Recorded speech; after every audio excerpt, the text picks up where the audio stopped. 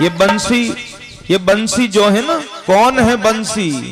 बंसस्तु भगवान रुद्र है। राम जी जब राम बन के आए तो दिन रात सेवा करी हनुमंत लाल जी ने। और हनुमान जी कौन थे? शंकर सुवन। शंकर जी ही तो हनुमान जी बने। तो कृष्णावतार में शंकर जी ने सोचा क्या बनूं, कैसे हमेशा ठाकुर जी के पास रहूं? तो बंसस्तु भगवान रुद्र है। भागवत जी कहती है रुद्र यानी शंकर जी ही बंसी बन के आए। गजब की बांसुरी बजती है वह वृंदावन बजैया की। करूं क्या तारीफ उस मुरलीधर या मुरलीधर छैया की। जहां काम नहीं चलता था तीरों और कमानों से, विजय पाते थे नटवर वहां मुरली की तानों से। वृंदावन में कभी भगवान ने अस्त्र शस्त्र से किसी को नहीं मारा। आप पूरी कथा में नहीं सुनोगे कि धनुष बाण उठाया हो, कहीं नहीं। किसी को मुक्का मार दिया, किसी को लात मार दी, किसी को पांव पकड़ के फेंक दिया, यही काम किया बस। देखो भगवान से गोपियों ने कहा, गोपियों क्यों आई हो? कि हम आपके साथ महारास रचाना चाहती हैं। तो देखो पहले तो हुआ रास, पहले रास हुआ और भगवान ने क्या किया? एक एक गोपीर बिच बिच माधव। अच्छा एक बात और सुनो, कई लोग कहे कि हम भी रास रचाएंगे। तो एक पत्नी होती है ना, एक पत्नी जिसमें तो माथा खराब हो जाता है, 10-20 हो तो मरी जाएगा टेक के मारे। इतनी को संभालना आसान नहीं होता। भगवान ने क्या किया? वहां लाखों गोपियां थी। भगवान ने अपना हाथ फैलाया, एक गोपी ने इधर से हाथ पकड़ा, एक गोपी ने इधर से हाथ पकड़ा और दो गोपियों के बीच एक कन्हैया प्रकट हो गए।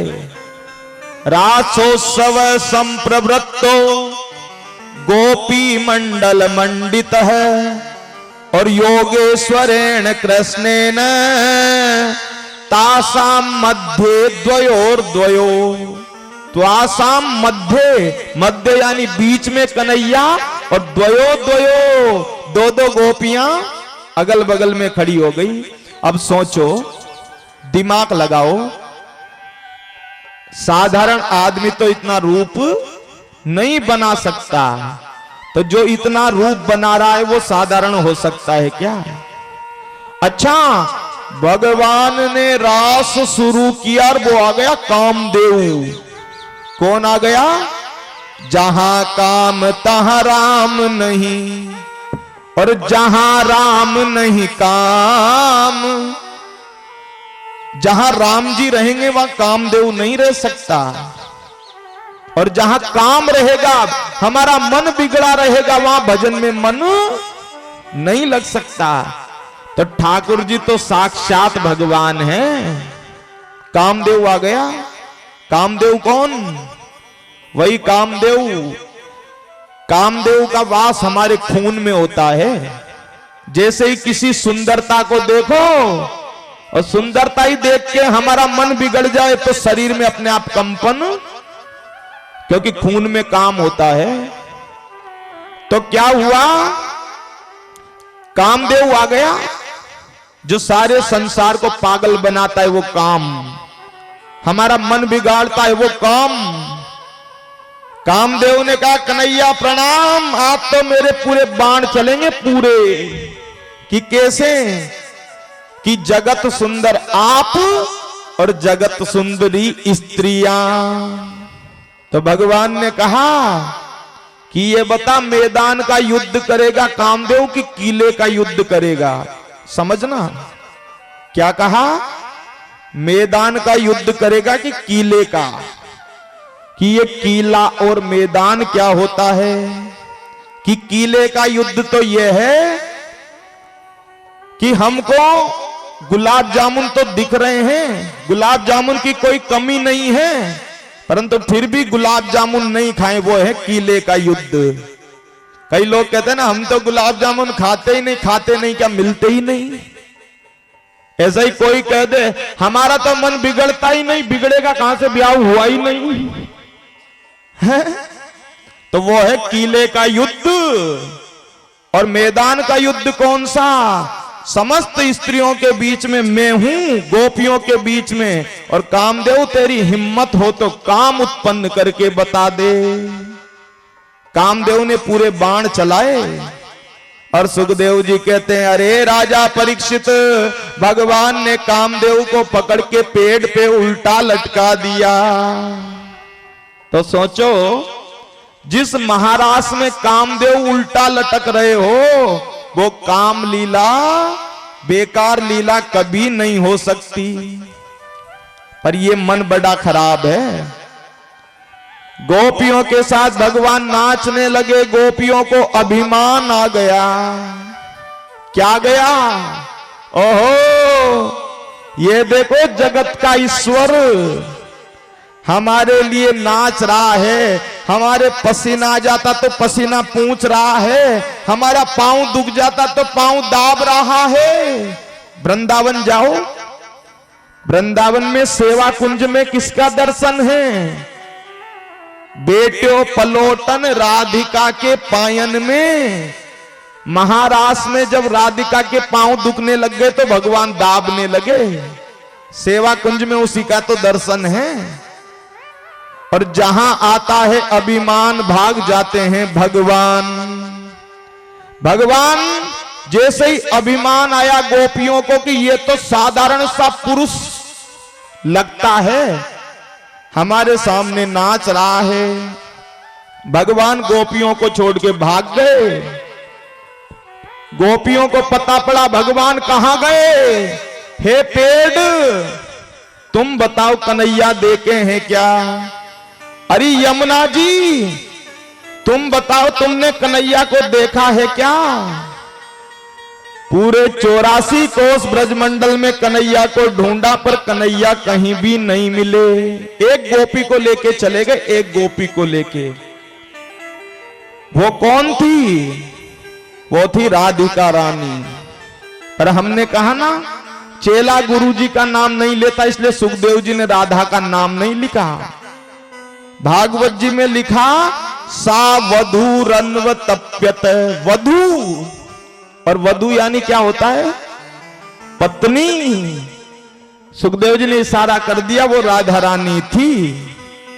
राधा रानी भी चलते चलते कहने लगी, कन्हैया मेरा भी पांव दुखने लगा।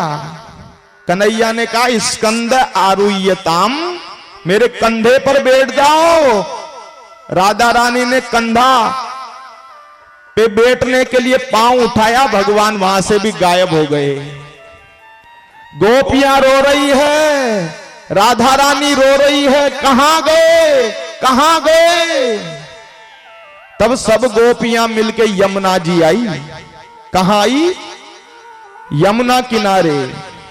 और गोपियों ने कही, बहनाओं हम एक गीत गाते हैं, गीत, इसका नाम है गोपी गीत। इसको गाने से कन्हैया आ जाए तो ठीक, और नहीं आएंगे तो हम यमुना जी में कूद के मर जाएंगे। यह है भागवत का प्राण, गोपी गीत। श्रीमद् भागवत कथा के 10वें स्कंद के 31वें अध्याय में जो रोज पाठ करता है, कन्हैया उसके जीवन में जरूर कृपा करते हैं। गोपियां रो भी रही है और गा भी रही है। देखो, रोना गाना दोनों बड़ा मुश्किल है। आदमी रोएगा तो कंठ रुंध जाएगा, बोला नहीं जाएगा। पर गोपियां रो भी रही है और गा भी। अब शहरों में तो रोना ही छोड़ दिया, गांव में देखो कोई मर जाता है ना, चले कि कहां की मर गया वो चले, सारे रास्ते तो दांत निकालती जाएंगी। और जैसे घर आ गया, एक हाथ का घूंघट लेके जीजाजी, फूफाजी, काकाजी बल्लाट मचा देंगी, चिल्लाना शुरू। और वहां जाके बैठ जाएंगी, माथे पे हाथ घुमा के, फिर वापस चालू, डायलॉग चालू। सो महाराज गोपियां रो भी रही है, गा भी रही है। आप सभी हाथ जोड़ करके एक दो श्लोक श्रवण करना गोपी गीत के, बड़ा फायदा होता है इससे। सुखदेव जी कह रहे हैं, जयति तेधिकम जन्मना ब्रज श्रयत इंदिरा सस्वदत्र ही। अरे कन्हैया, तुम हमको कहां छोड़ के चले गए? जयति तेधिकम, यानी पहले सारी दुनिया भग भग के बैकुंठ दर्शन करने जाती थी। बैकुंठ चलो, बद्रीनाथ चलो, केदारनाथ चलो, रामेश्वरम चलो, पर वो दुनिया भग भग के वृंदावन आ रही है। बद्रीनाथ में दर्शन होगा कि नहीं होगा, पर कन्हैया का उसी वृंदावन में पता नहीं किस गोपी के पीछे खप भागता मिल जाए, किस गोपी का पल्ला पकड़ता मिल जाए। अरे गोविंद, जिस कन्हैया का वैकुंठ में दर्शन नहीं होता, वो कन्हैया वृंदावन में कितना सुलभ हो गया है। गोपियां कहने लगी, फणि फणार्पितम ते पदाम्बुजम। हे कन्हैया, तुमने पहले तो हमें बचाया, हम तो कब की मर जाती। तृणावर्ताया, हमें मार देता, तुमने बचाया। कालिया नाग से तुमने बचाया, अगासुर से तुमने बचाया, बकासुर से तुमने बचाया, और आज अपने ही विरह में मारोगे। ये तो वही बात हो गई, बकरे को पहले पेट भर के खिलाओ, मोटा करो, ताजा करो, और एक दिन आए जो अपने ही हाथों से गर्दन उड़ा दो। ये तो वही बात हो गई, स्वयं पाल रहे हो और स्वयं गर्दन काट रहे हो। कन्हैया, हम आपके विरह में रो रही हैं, अब तो दर्शन देने आओ मोहन। जब गोपियां हाथ पकड़ के यमुना जी में कूदने लगी, झट से भगवान प्रकट हो गए। बोलिए बांके बिहारी लाल की जय हो। भगवान कहीं गए नहीं थे, भगवान ने भी क्या किया, गोपियों के बीच में घूंघट ओढ़ लिया था। घूंघट क्यों? पहले आ गया था अभिमान। अभिमान आता है तो भगवान भाग जाते हैं, और अभिमान निकल गया, रोने लगी। क्योंकि कब पता लगता है आपके हृदय में भक्ति आ गई? सुनना ध्यान से, आपके हृदय में भक्ति आ गई, इसका पता कब लगता है? तुलसीदास जी कहते हैं, मम गुण गावत पुलक शरीरा,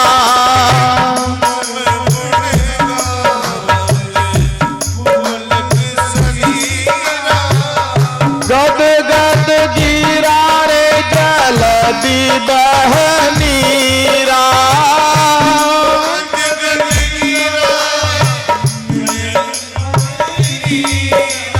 मम गुण गावत पुलक शरीरा, मम गुण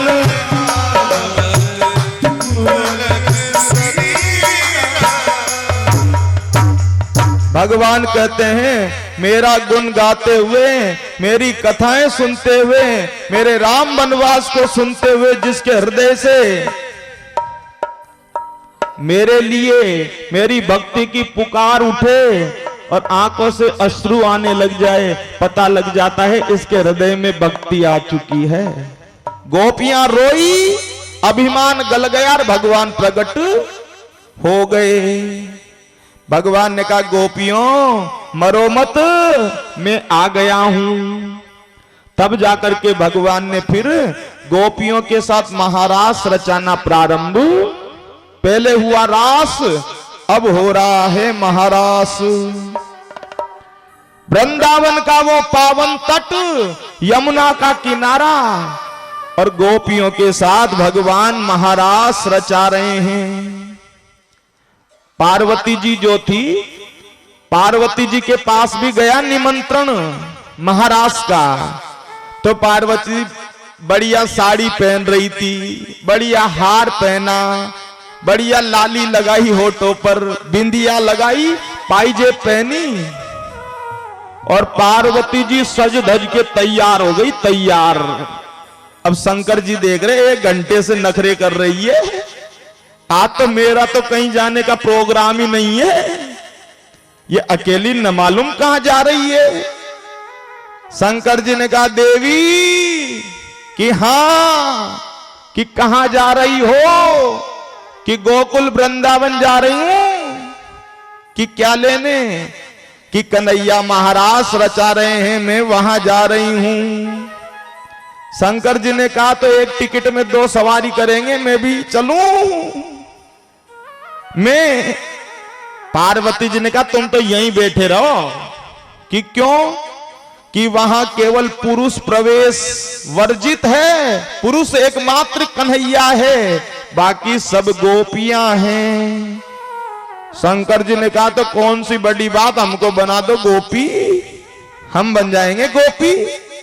अजी के महाराज तुम चिता भस्म लगाते हो, इतनी तो धूल जम गई मिट्टी, और गांजा पी पी के होठ हो गए बिल्कुल लाल।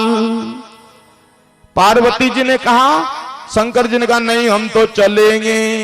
पार्वती जी ने कहा रुको श्रृंगार करती हूं।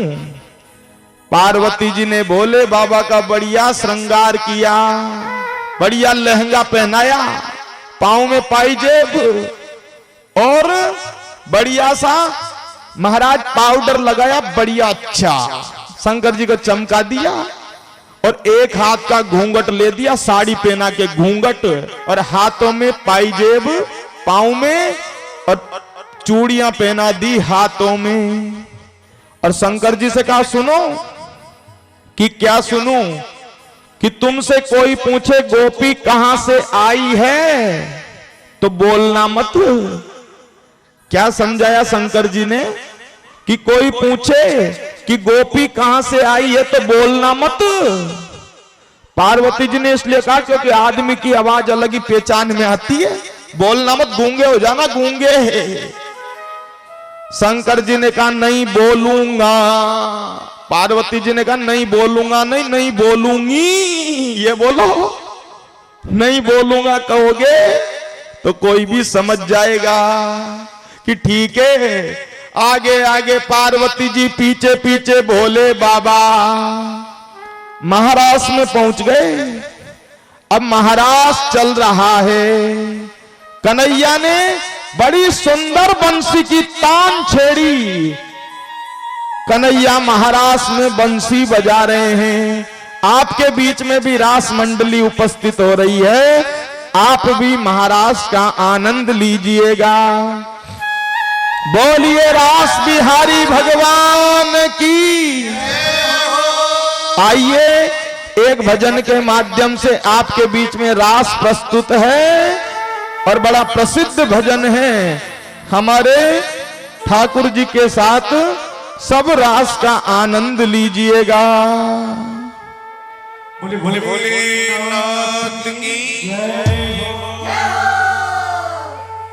एक पिता बोले भंडारी, बन करके ब्रजधारी गोकुल में आए। आप भगवान कृष्ण और राधा जी बीच में खड़े होंगे और गोपियां चारों तरफ, नृत्य करना है, ठीक है ना। जय हो।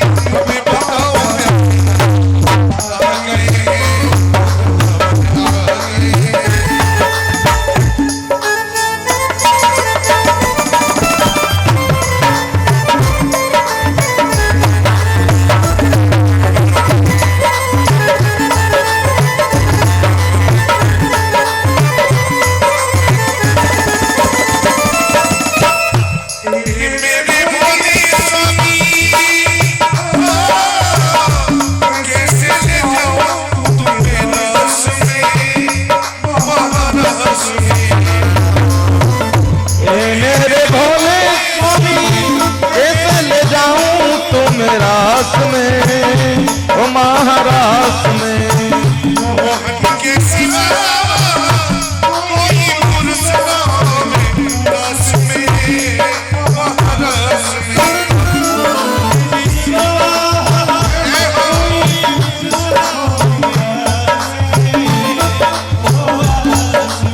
हंसी करेगी ब्रज की नारी, हंसी करेगी ब्रज की नारी, तो बात हमारे वृंदावन आ गए, वृंदावन आ गए।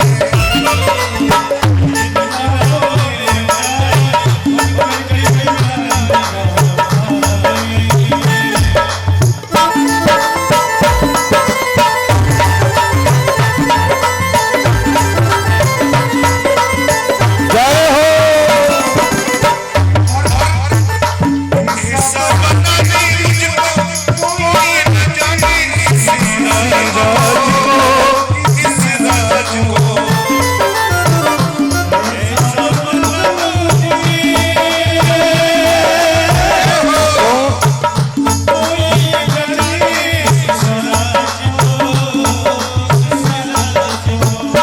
मैं वो सहेली तेरी, ऐसे बताना ब्रजराज को, ब्रजराज को। ऐसा बताना ब्रजराज को, ब्रजराज को। मोड़ के चुनरी बांध के जोड़ा, मोड़ के साड़ी बांध के जोड़ा, चल चले मतवाली वृंदावन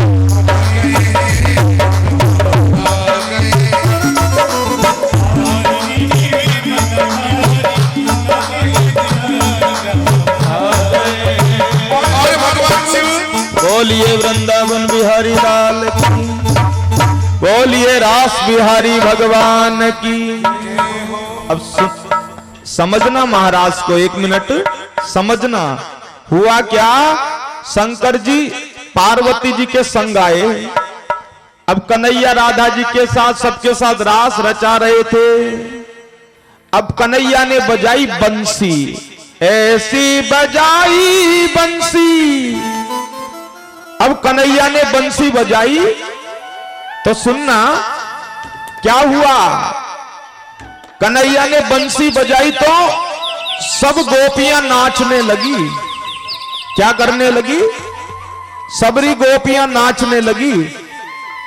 अरे 2 मिनट सुनो, पूरा महाराज समझ में आ जाएगा। पहले अब कन्हैया ने बंसी बजाई, नाचने लगे सब।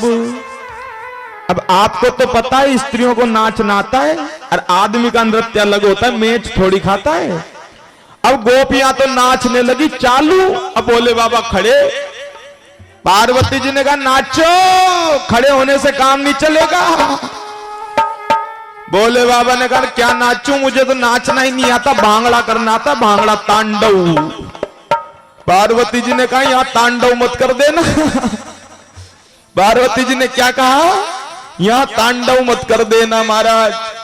पार्वती जी ने कहा, शंकर जी ने कहा देख नाच नाच कहेगी तो तांडव ही करूंगा, चुपचाप ही खड़ा रहने दे मुझको। अब भोले बाबा खड़े नाच नहीं रहे।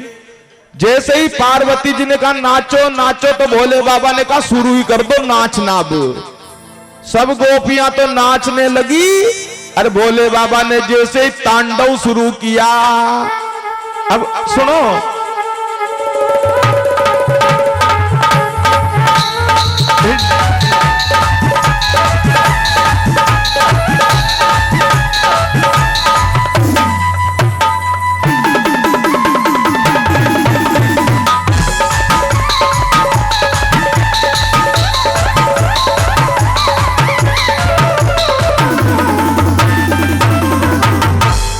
अब सुनो, भोले बाबा ने किया तांडव।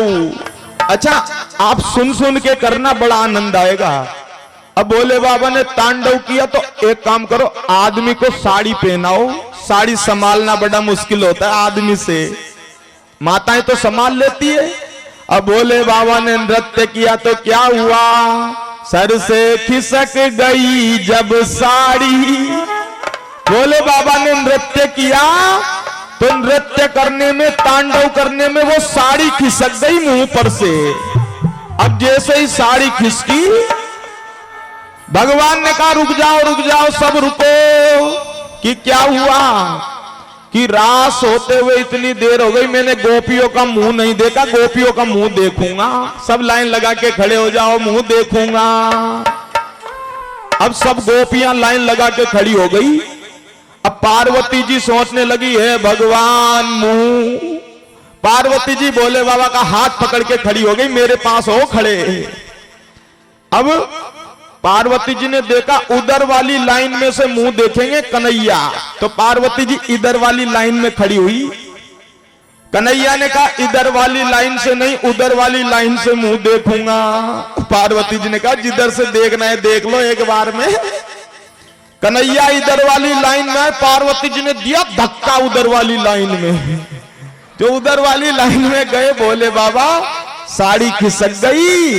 भोले बाबा ने जैसे ही साड़ी खिसकी, कन्हैया ने कहा आइए मेरे गोपेश्वर नाथ, महाराष्ट्र में आपका स्वागत है। तब जाके भोले बाबा महाराष्ट्र में समझ में आए। देखो वृंदावन में गोपेश्वर, मथुरा में भूतेश्वर और रंगेश्वर, और गोकुल में रासेश्वर, नंदगांव में नंदेश्वर, और कामवन में कामेश्वर। ब्रज के हर गांव में भोले बाबा है। फिर तो कन्हैया भी भोले बाबा के साथ जोर का महारास करने लगे। आइए बड़े प्रेम और भाव से रास का आनंद लेते हैं। हरि रास रचो है, रास रचो है, यमुना किनारे सखी रास रचो है।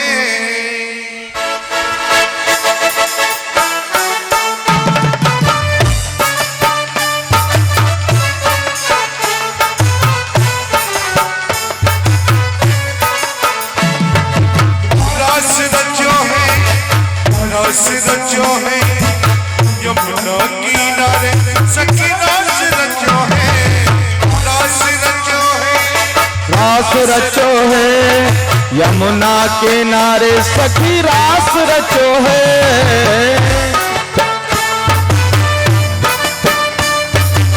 जय हो।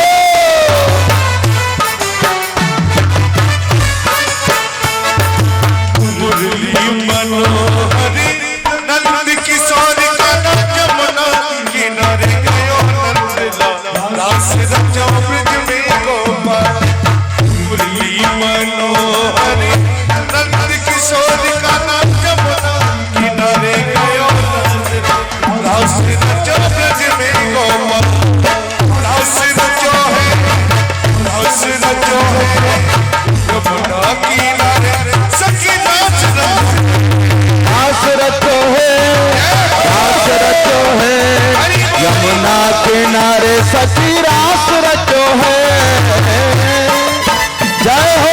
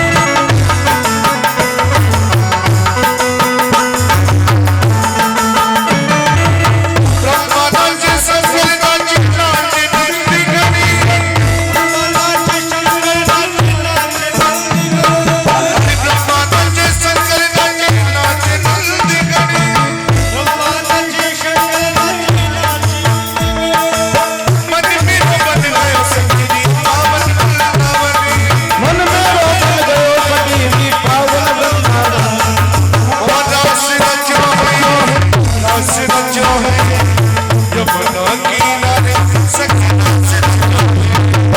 आस रचो है यमुना गीला रे सैया। बोलिए रास बिहारी भगवान की। अच्छा चलो एक छोटा सा भजन ले लें, एक छोटा सा, ठीक है ना? एक छोटा सा भजन, फिर आगे कथाओं में प्रवेश करेंगे। जिनको नृत्य करना है सब खड़े होकर नृत्य करो। महाराज है भगवान का जिनको करना है, पर गोल घेरा बना के खड़े मत हो। जो आप नृत्य करते हो बैठे रहने वाले को कुछ नहीं दिखता, हिसाब से खड़े हो सबको दिखे। बोलिए रास बिहारी भगवान की। वो तेरी बंसी पे वो तेरी बंसी पे जाओ बनिहार रसिया में तो नाचूंगी, मैं तो नाचूंगी,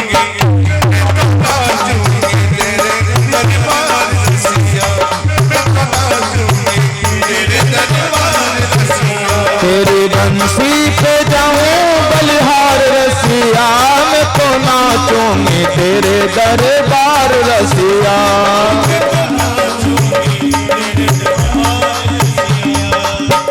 जय हो।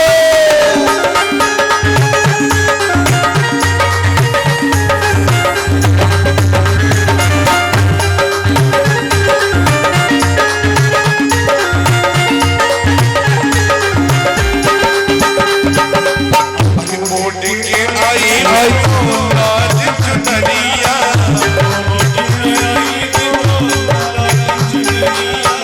मोड़ के आई लाज चुनरिया,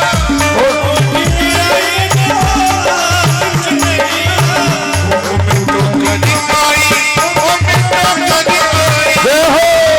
कभी आई सोलह सिंगा रसिया में तो नाचूंगी, मैं तो नाचूंगी, तेरे दरबार रसिया मैं तो नाचूंगी, तेरे दरबार रसिया।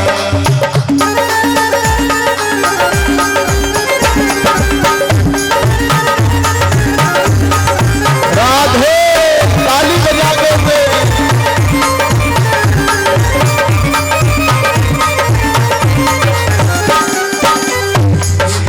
लड़े चाहे लड़ने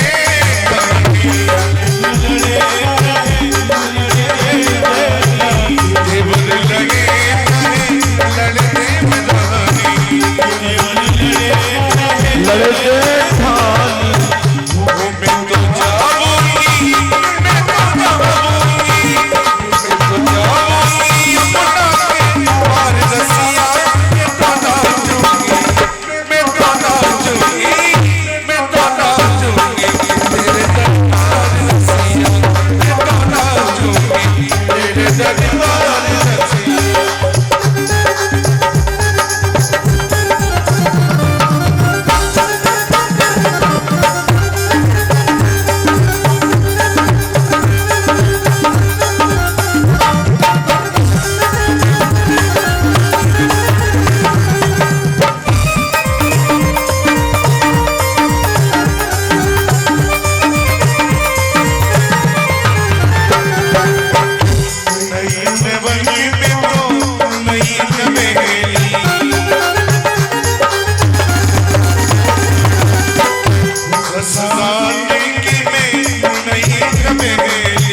इस गाँव की में नई नवेली, पटकी पूजा के पे तो वही है नवेली, मैं तो जाऊंगी, मैं तो जाऊंगी, मैं तो जाऊंगी यमुना के पार रसिया मैं तो नाचूंगी, मैं तो नाचूंगी, दरबार रसिया मैं तो नाचूंगी, तेरे दरबार रसिया।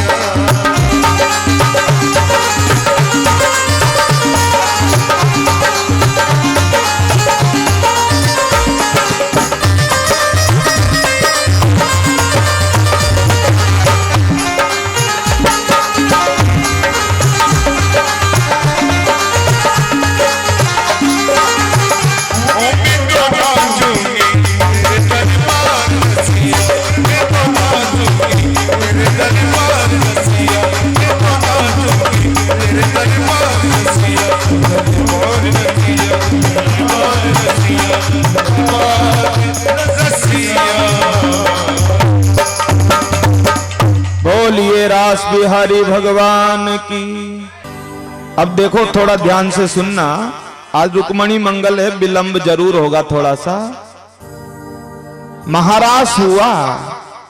अब एक बात सुनना, हम कहते हैं कन्हैया ने महारास किया, शंकर जी कौन है? जब शिवती सर नयन उघारा, शंकर जी की समाधि को भस्म करने कामदेव गया। कामदेव कौन? जो हम सबके मन में हलचल पैदा करता है, वो कामदेव गया। शंकर जी ने तीसरा नेत्र खोल के क्या किया? भस्म कर दिया कामदेव को। तो सोचो, विचार करो, ये महारास कैसे गलत होगा जिसमें कामदेव को भस्म करने वाले कामारी शिव गोपी बन के नाच रहे हैं? वो रास कभी गलत नहीं हो सकता। और आज भी देखो, वृंदावन जाओ आप तो यमुना किनारे बंसीवट पे सुदामा कुटी के पास गोवर्धन नाथ गोवर्धन में विराजते हैं और गोपेश्वर नाथ वृंदावन में। सुबह तो सब जल चढ़ाते हैं, शाम को गोपी बन के बैठ जाते हैं भोले बाबा।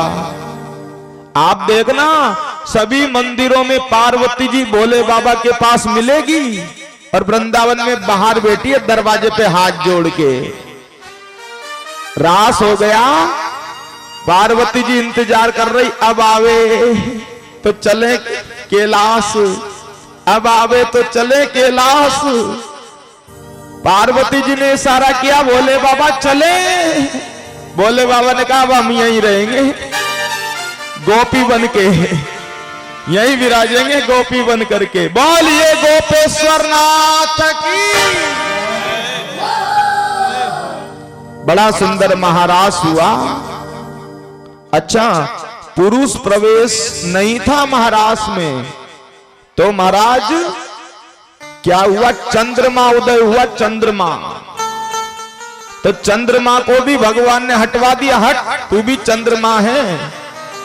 राधा रानी के नाखून का इतना प्रकाश हो रहा था कि पूरा रास मंडल रोशनी से चमक रहा था। भगवान ने रास किया, गोपियों से कहा अब आप अपने घर जाओ, घर। तो देखो 6 महीने बाद में एक रात्रि 6 महीने की बनाई भगवान ने। वापिस गई गोपियां तो उनके पति ने उनको स्वीकार कर लिया। क्यों? क्योंकि जब तक गोपियां रास में थी तब तक भगवान उन गोपियों का शरीर धारण करके घर पे विराजमान थे, पतियों के पास। सुंदर महारास हुआ। इसके बाद में नारद बाबा आ गए। नारद बाबा, नारद जी कौन है? भगवान के मन का नाम है नारद। नारद जी ने सोचा, भगवान, थोड़ा ध्यान से सुनना, भगवान कंस को कब मारेंगे? ये तो रास रचा रहे हैं, मटकी फोड़ रहे हैं, कंस को कब मारेंगे? तो नारद जी पहुंच गए कंस के पास। देखो, नारद जी ऐसे महाराज हैं जिनका देवता भी स्वागत करते हैं, राक्षस भी स्वागत करते हैं। कंस भी पूजा करता है नारद जी की और देवता भी पूजा करते हैं। आइए नारद जी महाराज, स्वागत।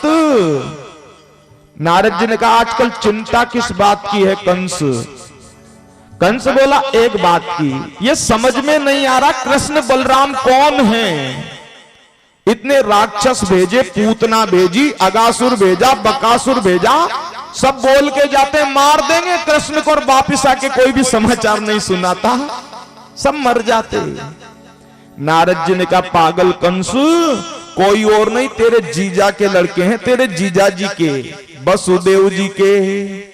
तेरे जीजा जी ने धोखा किया और जेल से कृष्ण बलराम को गोकुल पहुंचा दिया। कि अच्छा नारद जी, अब ये बताओ कृष्ण बलराम को कैसे मरवाऊं? नारद जी ने कहा, दिमाग मेरे से ले ले, दिमाग फुल है कि कैसे? कि देख, बच्चों को मेला देखने का शौक होता है कि नहीं होता? खेलने का, मेला देखने का, तेरे पास धनुष रखा हुआ है, धनुष धनुष यज्ञ का आयोजन कर और मल्ल युद्ध रख, मल्ल युद्ध। बड़े बड़े पहलवान बुला लड़ने के लिए और आसपास के गांव में बढ़िया निमंत्रण दिलवा कि सब मल्ल युद्ध देखने आओ। कंस के पास एक हाथी था, हाथी जिसका नाम था कुबलिया पीड़ हाथी। इस हाथी में 10,000 हाथियों का बल था। कंस ने कह दिया, महावत से कह देना, महावत होता है ना हाथी को चलाने वाला, महावत से कह देना कृष्ण बलराम दिखे उनके ऊपर चढ़ा देगा। वो छोटे छोटे राजकुमार मर जाएंगे, सांप भी मर जाएगा, लाठी भी नहीं टूटेगी, मर भी जाएंगे, तेरा नाम भी नहीं होगा। कंस ने कहा वो तो ठीक है, मैं चाणूर मुष्टिक सल तोसल पहलवान बुला लूंगा लड़ाई के लिए, मल्ल युद्ध के लिए, पर कृष्ण को लेने कौन जाएगा, लेने कौन जाएगा? नंद बाबा किस पे भरोसा करेंगे? नारद जी ने कहा एक व्यक्ति है मेरी नजर में, एक व्यक्ति। कौन? अक्रूर। इस अक्रूर को भेजो। नारद जी समझा के चले गए और नारद जी ने कंस से कहा, देख भाई कंस, मैं तो कुछ नहीं जानता, मैं तो परसों के दिन तेरे हाथ से कृष्ण को मरा हुआ देखना चाहता हूं। आप जाना चाहो तो जा सकते हो। रुक्मणी मंगल में शंकर भगवान तो खोल ही देना अपने, और रुक्मणी मंगल में आप बैठे रह सकते हो, जाओ तो भले ही, रुक्मणी मंगल में आ जाना है। क्या कहा सुनना ध्यान से। नारद जी ने कंस से कहा, कंस परसों के दिन में तेरे हाथ से कृष्ण को मरा हुआ देखना चाहता हूं। परसों की डेट दे दी, परसों की ही। नारद जी उधर गए कन्हैया के पास और कन्हैया से कहा पूरा प्रोग्राम फिक्स कर दिया मैंने, अक्रूर जी आएंगे, तुम उनके साथ चले जाना और परसों के दिन कंस रूपी कैंसर की बीमारी समाप्त कर देना। देखो नारद जी के कहने पर कंस ने आज दिन तक अक्रूर जी के चरणों में प्रणाम नहीं किया, आज तक, पर जीवन में पहली बार कंस ने अक्रूर जी को प्रणाम किया। अक्रूर जी तो समझ गए, नवनी नीच की अति दुखदाई। नीच व्यक्ति, बेईमान व्यक्ति यदि आगे से प्रणाम भी करे तो समझ जाना चाहिए कोई मतलब है बेटा के, बिना मतलब कोई प्रणाम नहीं करता है। अक्रूर जी समझ गए कोई तो काम है। क्या बात है कंस? देखो अक्रूर जी, मैं तो तुमसे कुछ छिपाना नहीं चाहता। तुम कृष्ण बलराम को लेने जाओ, गोकुल वृंदावन लेकर के आओ, मेला है ये कहना, मेला मल्ल युद्ध का आयोजन तुम लेके आओगे, मैं कुबलिया पीड़ हाथी से दबवा के कृष्ण बलराम को मरवा दूंगा, चाणूर मुष्टिक पहलवानों से दबवा के मरवा दूंगा। अक्रूर जी ने यहां समझाया कंस को कि कंस सुन, तू तो सोच रहा है कि कृष्ण को यहां लाके मरवा दूंगा, पर कल क्या होगा ये किसी को पता नहीं है। ऐसा भी हो सकता है कृष्ण बलराम तुझको आके मार दे। तू तो सोच रहा है मरवाऊंगा, पर यह भी तो हो सकता है वो आके मार दे। कल किसने देखा? इसलिए अक्रूर जी ने बड़ा सुंदर समझाया, मनोरथान करो तुझैर। अरे मन में सोचने से कुछ नहीं होता, होगा वही जो राम जी ने चाहा होगा। मेरी मां ने तो मौत को घर बैठे घर मत बुलवा, ऐसा भी हो सकता तू कल ही मर जाए अगर वो आ गए तो। कंस ने कहा या तो चुपचाप चले जाओ वरना मैं तुमको मार दूंगा। अक्रूर जी ने सोचा, जैसे मारीच ने सोचा ना, रावण गया ना मारीच के पास, सोने का सिंह बनो, हिरण बनो, नहीं बना तो मारूंगा। तो रावण के सामने मारीच ने सोचा इस दुष्ट के हाथ से मरूंगा, उसके बदले राम जी के हाथ से मरूं जो उद्धार हो जाएगा। मरना तो दोनों तरफ है, ये मारेगा या उधर मरूंगा। उभय भांति देखा रे निज मरना, उभय भांति देखा रे निज मरना।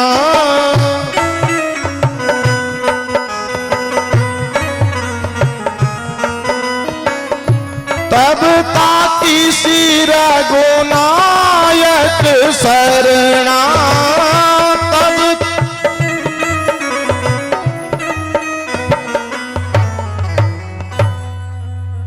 9 व्यक्तियों से कभी शत्रुता नहीं करना चाहिए, 9 लोगों से कभी लड़ाई नहीं करना चाहिए।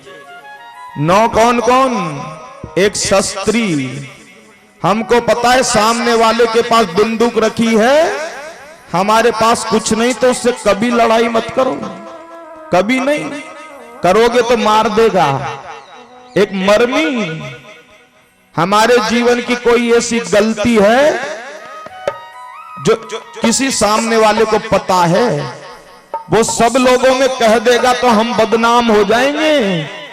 तो जिसको हमारे जीवन की कमजोरी पता है उससे कभी टक्कर मत लो, उसको हाथ ही जोड़ो, भाई प्रणाम, चुपचाप ही रह तू, वही अच्छा है। और एक कभी भी रसोइये से झगड़ा नहीं करना चाहिए, हलवाई से। और दादागिरी बता और उसने मिर्ची ज्यादा डाल दी तो क्या बिगाड़ लोगे, रोए जाओ। एक पागल व्यक्ति से कभी झगड़ा नहीं करना चाहिए। पागल तो पागल है, सठ यानी पागल। एक पागल व्यक्ति था। अब एक महात्मा जी ने टाइम पूछा, भैया कितना टाइम हो गया? पागल ने देखा घड़ी में 1 बज रहा था, 1। अब वो तो पागल, वो बोल के नहीं बताया, डंडा था हाथ में, डंडा लेकर महात्मा के माथे में 1। महात्मा जी के खून निकलने लगा।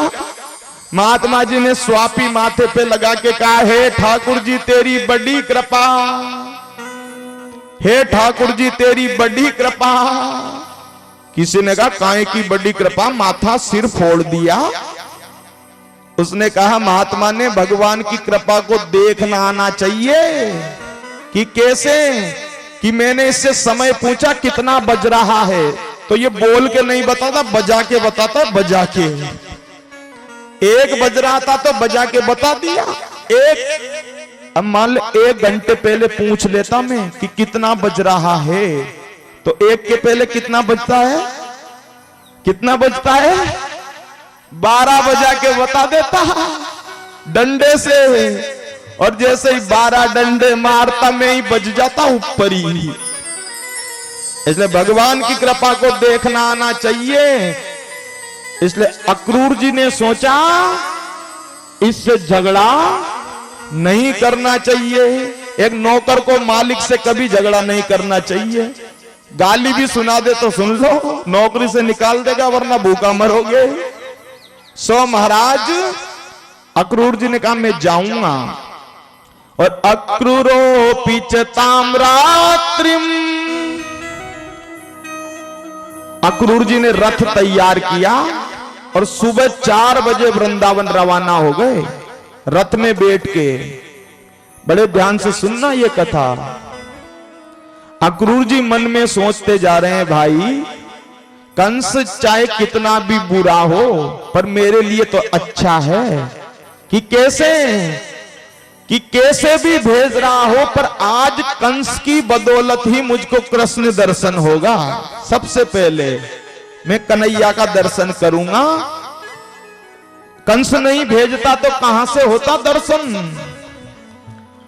अब अक्रूर जी सुबह के चले 4 बजे के और पहुंचे वृंदावन शाम के 4 बजे। 12 घंटे लग गए।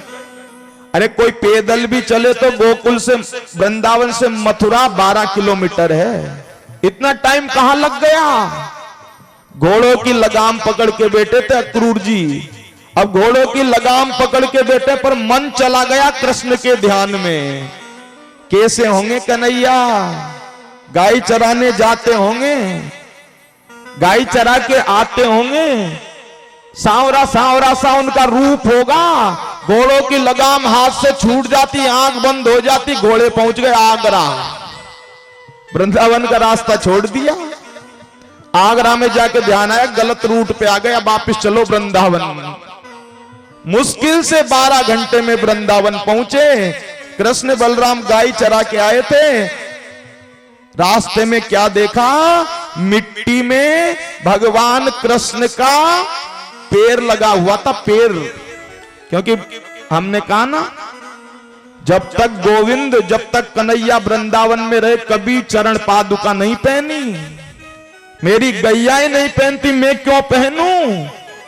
कभी सिले हुए कपड़े नहीं पहने। मैं तो बड़ो बाप को बेटा हूं, पर ब्रजवासी गरीब है, तो क्या पहनते थे? काली कमरिया बस। सूरदास जी कहते हैं ना, सूर श्याम काली कामर पर चढ़ही न दूजो रंग। और कभी वृंदावन में रहे तब तक अपने सिर के बाल नहीं कटवाए। क्यों? मानो संकल्प ले लिया, कंस को मारूंगा, उसी दिन सर के बाल कटवाऊंगा। भगवान के चरण में 48 चिन्ह होते हैं। 48 कितने होते हैं? शंख चक्र गदा पद्म 48। जैसे ही भगवान का चरण देखा, भगवान के चरण की मिट्टी उठा के माथे के लगाने लगे। क्यों लगाने लगे? क्योंकि ब्रज रज उड़ मस्तक लगे, तो मुक्ति की मुक्ति है जाई। ब्रज की धूल तो मुक्ति की भी मुक्ति कर देती है। कन्हैया ने देखा काका जी आ गए, काका जी आ गए। काका जी कहा, उद्धव जी को अंदर लेके गए। नंद बाबा ने कहा कैसे आना हुआ? उद्धव जी, अक्रूर जी, अक्रूर जी कैसे आना हुआ? अक्रूर जी ने कहा, नंद बाबा, कंस ने एक मेले का आयोजन किया है, धनुष का मेला है और मल्ल युद्ध भी है। बड़े बड़े पहलवान आएंगे, तुमको भी निमंत्रण है, तुम भी चलो। छोटे छोटे बच्चे को भी मल्ल युद्ध देखने ले चलो। नंद बाबा ने कही अच्छा। नंद बाबा ने पूरे वृंदावन में नोतो दिला दियो, जो मथुरा को मेलो देख वो चाहे सवेरे तैयार है जाओ। अचानक अक्रूर जी कन्हैया के पास आए और कन्हैया से स्पष्ट कह दिया अक्रूर जी ने, कन्हैया, कंस का मेला केवल बहाना है, असली मकसद तुमको ठिकाने लगाना है। मेले का केवल बहाना है, तुम जाओगे तो कुबलिया पीड़ हाथी, चाणूर, मुष्टिक लड़ने के लिए, मारने के लिए तैयार रहेंगे। भगवान ने कहा सुनो काका जी, मेरे को मारने के लिए मेरे मामा जी ने बुलवाया है। ये बात आपने मेरे से कही जो कही, मेरी मैया से भूल के मत कह देना, नंद बाबा से भूल के मत कह देना। अरे जिस माँ को ये पता पड़ जाए मेरे बेटे को वहां जाके मारा जाएगा, कौन माँ पागल होगी जो भेजेगी मृत्यु के मुख में? अक्रूर जी ने कहा ठीक है। अब सब तैयार हो गए, सुबह मथुरा जाएंगे, मथुरा जाएंगे। नंद राधे ने कहा सुनो अक्रूर जी, मैंने कन्हैया को कभी अपने पास से आंखों से दूर नहीं भेजा, मैं नहीं भेजूंगी मेला वेला देखने। नंद बाबा ने कहा अरे बेटा बड़े हो गए, कभी तो घर से बाहर भेजेगी, भेजेगी नहीं तो ये कुछ ढंग कैसे सीखेंगे? मैं जाऊंगा साथ में, तू चिंता काहे को करे, मैं जाऊंगा ना साथ में कन्हैया के। हाँ तुम जाओ तो भेज सकती हूं। आज भगवान कृष्ण जब तक वृंदावन रहे मैया के पास में सोते थे, यशोदा जी के पास में। आज रात के 2 बजे भगवान की नींद खुली तो क्या देखा, मैया गायब थी बिस्तर पर से। भगवान ने देखा मैया कहां गई, मैया मैया सब तरफ देखने लगी तो मैया वो जो आंगन में उखल था ना, उखल जिसके मैया ने कन्हैया को बांधा था, मैया उस उखल के सिर लगा के रो रही थी। कन्हैया ने कहा मैया तू काहे को रोवे, क्या हुआ? मैया ने कहा बेटा कन्हैया कल तू मुझे छोड़ के चला जाएगा और अक्रूर जी ने मुझे सब बता दिया कि तू मेरा बेटा नहीं, तू देवकी वसुदेव का बेटा है। बेटा तेरे से एक प्रार्थना है। कौन सी? कि उस दिन तूने मटकी फोड़ दी और मैंने तुझे उखल से बांध दिया, इस बात को तू जीवन में भूल जाना, याद मत करना बेटा। कन्हैया ने कहा मैया मैं जीवन की हर बात भूल सकता हूं, पर तूने उखल से बांध दिया, ब्रह्म को कभी कोई बांध नहीं पाया, पर तेरे प्रेम ने ब्रह्म को भी बांध दिया, इस बात को जीवन में नहीं भूल सकता। बेटा तू मुझे छोड़ के जाएगा, कब आएगा कन्हैया? भगवान ने सोचा मैया से कह दूंगा कभी नहीं आऊं तो मैया प्राण त्याग देगी। भगवान ने झूठ बोला, मैया आज जाऊंगा, कल मथुरा को मेलो देखूंगा, परसों वापिस आ जाऊंगा मैया तेरे पास। मैया को धैर्य धारण करवाया और कभी आज के बाद जीवन में लौट के कन्हैया ने पांव नहीं धरा वृंदावन में, कभी नहीं गए। आज मैया स्नान करा रही है, ऐसा लग रहा है जैसे बेटे को अंतिम बार स्नान करा रही हूं। कन्हैया को आज मैया अपने हाथों से कपड़े पहना रही है, ऐसा लग रहा है जैसे जीवन में अंतिम बार अपने लाला को कपड़े पहना रही हूं। नंद बाबा इत्यादि तो सब रथों में बैठ बैठ के निकल गए आगे आगे। कन्हैया जैसे ही रथ में बैठे, बलराम जी रथ में बैठे, अक्रूर जी रथ चलाने लगे, रास्ते में क्या देखा, गोपियों का झुंड। अरे बहना तूने सुना है कोई अक्रूर नाम का आदमी आया है और वो हमारे कन्हैया को निकाल के ले जा रहा है वृंदावन से। एक कहने लगी अहो विदातस्तवन क्वचित दया। अरे विदाता तेरे मन में भी दया नहीं है? पहले तो तूने कृष्ण से हमको प्रेम करवाया और अब उस भगवान को हमारी आंखों के सामने से निकाल के ले जा रहा है। एक ने कहा विदाता को काहे को दोष देती है?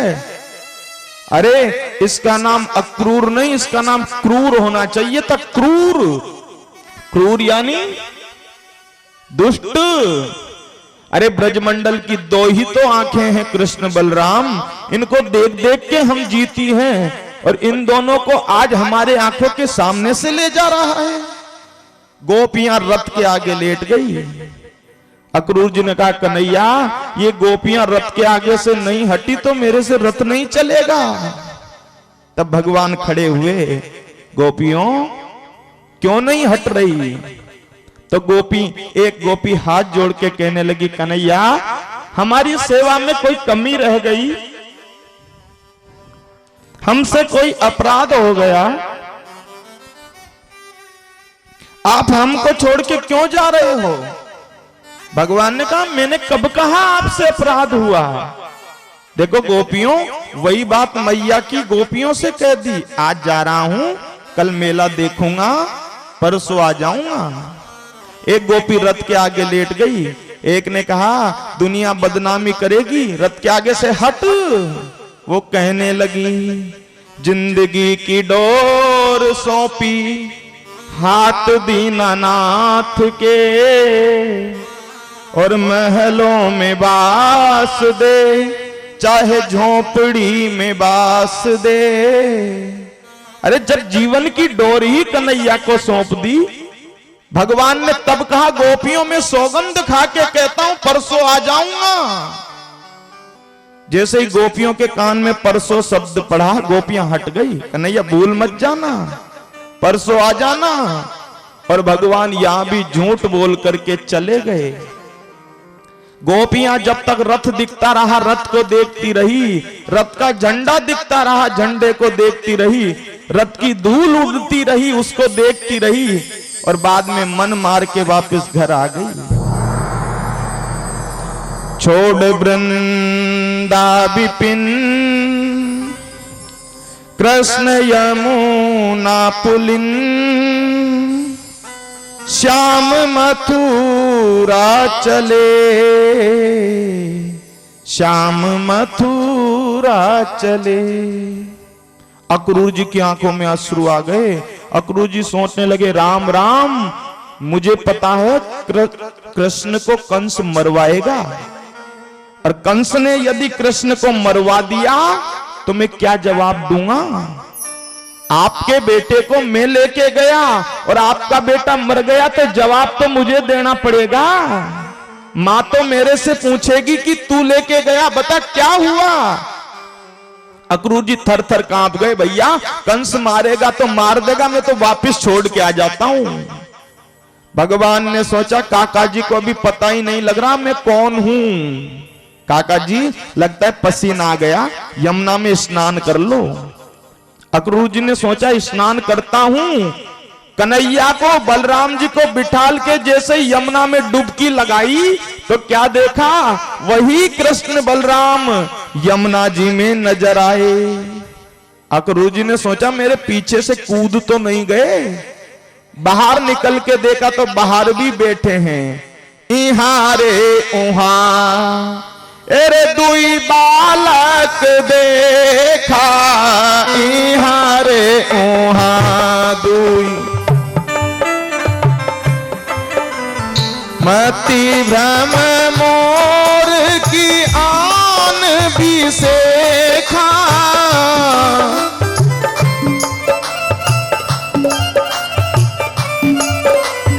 इहां रे उहां रे दुई बालक देखा।